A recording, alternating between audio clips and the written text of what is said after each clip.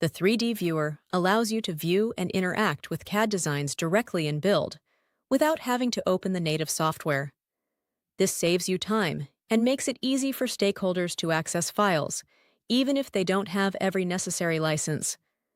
To open the 3D Viewer in the desktop application, right-click any file and select Open File in Viewer. Use your mouse or the View selector in the top right corner to navigate. You'll find several tools you can use, like going back to the home view, measuring, creating a cross-section, and exploding assemblies. Also for assemblies, right-clicking any part will show the name and additional capabilities. In the top left toolbar, click Show Model Browser to see the design tree, as well as show or hide any components. You can also access the data card by clicking Show File Info. The Feedback tool allows you to collaborate directly on a file within the viewer.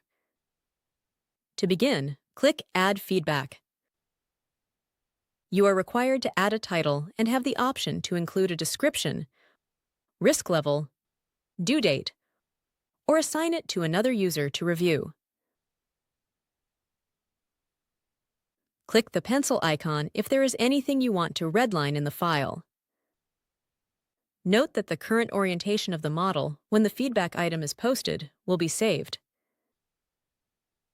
Navigate to the home page by clicking the Build icon in the top left of your screen.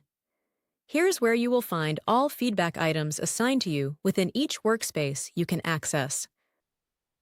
Click on the feedback item to launch the 3D Viewer. Select the pencil icon to play back any annotations that have been made.